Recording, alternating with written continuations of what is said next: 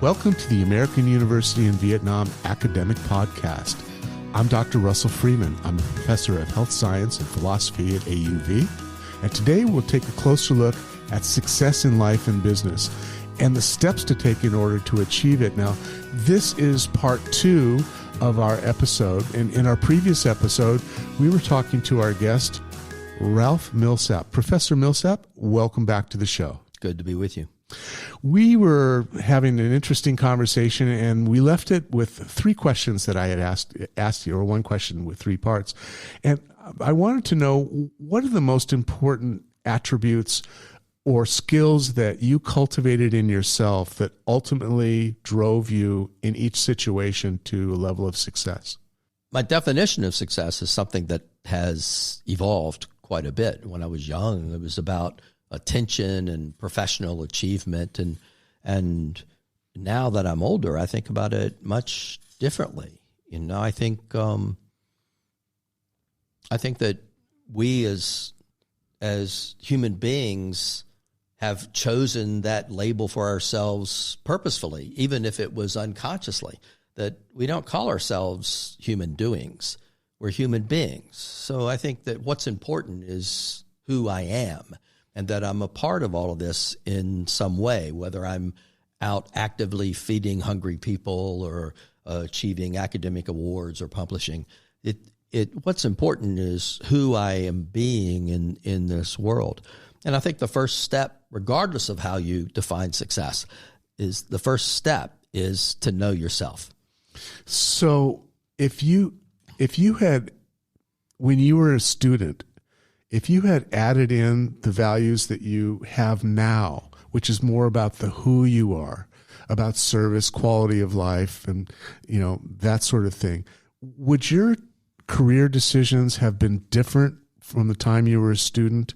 Because you were really more concerned about what you were when you were a student. You know, that you were going to be successful and you were going to be financially stable and you know, that sort of thing. But it really wasn't so much about the quality of your experience and your decision-making at that time. Would your trajectory have changed if you had the same values then that you have now? I think it would. I was troubled. I was surrounded by negative influences, and I just took me a long time to understand what was happening, where I could grow up in an entirely religious family, surrounded by religious people that had very definite concepts of this legalized religious belief. And then I looked at these people and I said, there isn't a single person here who I would want to be. You know, they don't seem to like themselves. They seem uncomfortable. They're not someone that I would call a religious leader.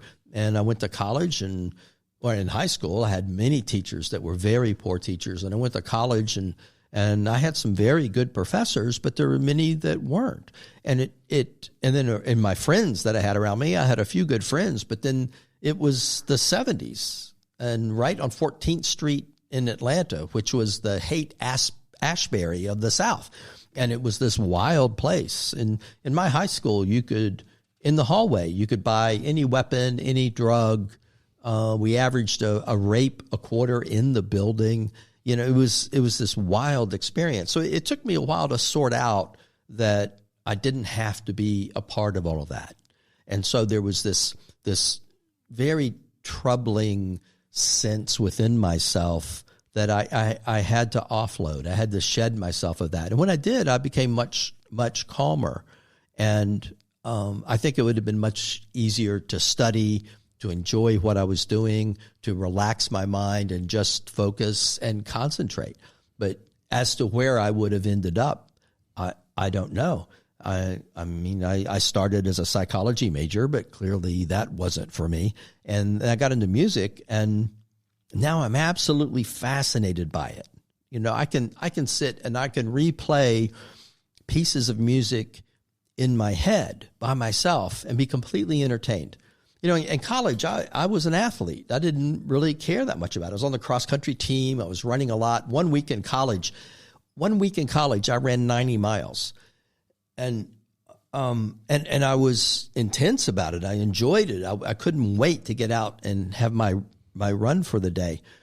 But my advisor said, you have to take an opera course.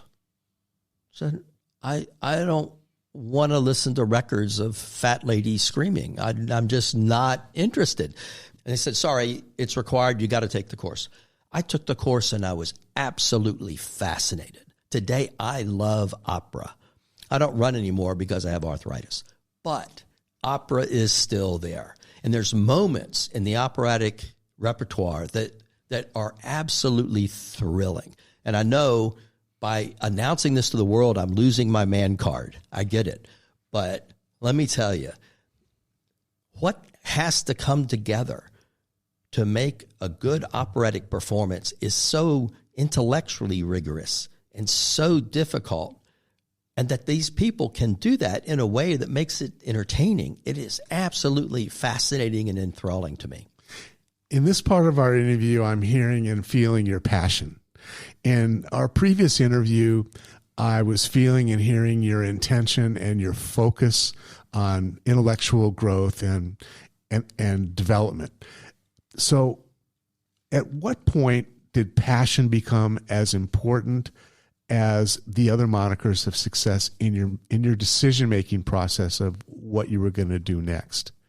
Were you able to start off and always have passion about what you did, or did you have to kind of warm up to the idea of, like in the military experiences and stuff, that couldn't have been easy. There were probably times when you wanted to give it up or you weren't in love with the job, but you stayed with it. And the things that you were just talking about are things that you would do even if you didn't have to because you have passion about them. How did that formula change over time? I didn't have passion when I was young. I had an intensity to know that I was going to have to work to get out of this very unpleasant and negative environment that I was in. But and I worked at that, and I did. But once I started to find subjects that interested me, I was unstoppable. Have you discovered in other people that you consider to be successful by whatever measure, any commonality between them? Are there any traits or features that all successful people have? Well, I think it's important to recognize that not all successful people are healthy people, that some have an unhealthy drive to do what they have done that cause people around them to view them as successful. So I think part of what has happened to me is that I've ridded myself of that idea that I need trophies, I need promotions, I need rewards. I think as a part of all that, what's happened to me in my life process, somewhere along the way, I discovered my favorite word, and that is why. I got to know why and how things happen. That's pretty much been the driver of every invention that's ever been created. It's interesting to see this on a personal level. Do you think that everybody has the capacity to be successful in one way or another? Everybody defines their own success. So what are the main definitions of success that everyone, whether young or old, should keep in mind when they're either doing what they're doing or planning what they're going to do? I don't think it's for me to define success for anyone else. I think when we're all human beings, we're all a part of this global society. I think everyone should decide on their own. We all have all the same information available to us. We all have the opportunity to define that life for themselves. How can you discover or do the math on your own life balance? Because success sometimes is at the expense of things that are important in life, like our relationships, our family, our health, that sort of thing. And so if someone's idea of success is to have a big company, lots of money, status, that sort of thing, oftentimes those are the most miserable people outside of their job that I've ever met. Mm-hmm. And the most unpleasant to be around. Absolutely. They're miserable with themselves, and other people find them the same way. So do you have any advice for people about how to do those balance checks and the value of doing those checks? Well, if someone's not home taking care of their family, not nurturing the relationships that are important to them because they're so focused on their job, it might be time to redefine their success. How important are relationships to success as compared to just doing the work? I don't think human beings were meant to be alone. And I think and a major component of this life experience for everyone is the relationships and the quality of relationships they have in their lives. I see. Do you have any tips for us? Any skills or tricks of the trade that you can pass along about how to be successful? I'd say be who you are. Know who you are, be who you are, let others be who they are. So one needs to align their personal needs and their personal qualities with their business and their lifestyle and make sure that they're doing the right thing the right way for themselves. What about role models? Is that important? And how do people choose role models that are the right ones? The role models that I would choose has changed throughout my life, just as my concept of success and what I want in my life has changed. Early in my life, I was completely enamored with successful race car drivers and then with fine runners. I thought Jim Ryan was just the most extraordinary human being. And then I go in the military and I was fascinated by military leaders. But then I started studying them and found out that many of them were very unhealthy personalities.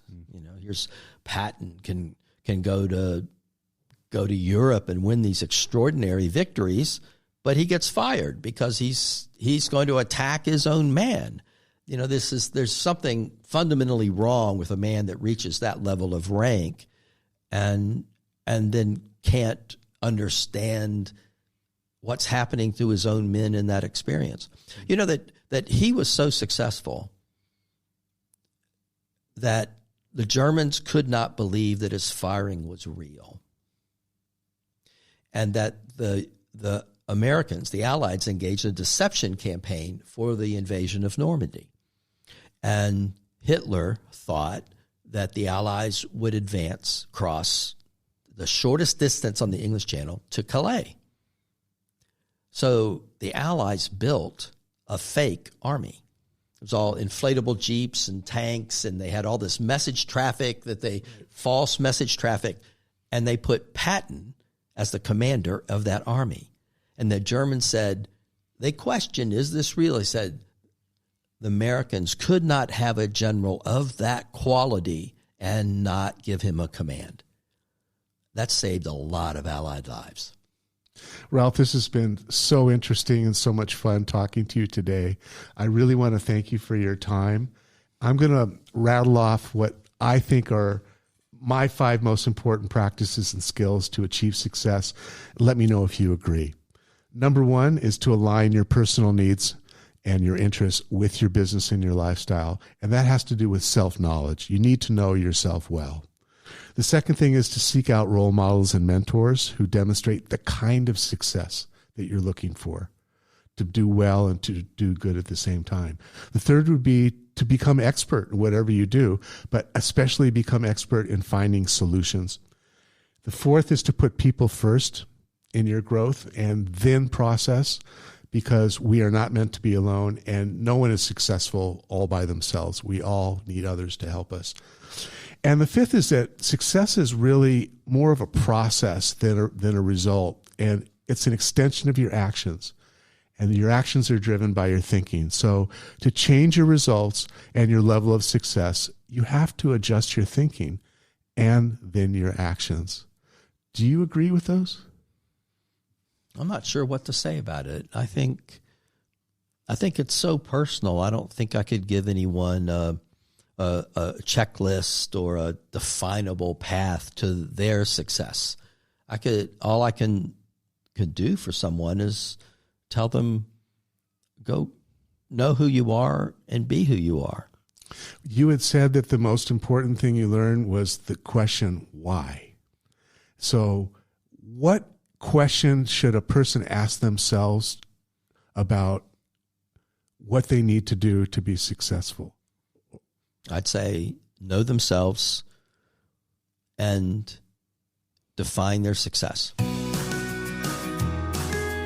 Well, I'd like to thank you for joining us today. I've learned a lot from you, and I really enjoyed it. So thank you for your time, Professor Ralph Millsap, and thank you for listening to our broadcast today. Take care. Have a good day.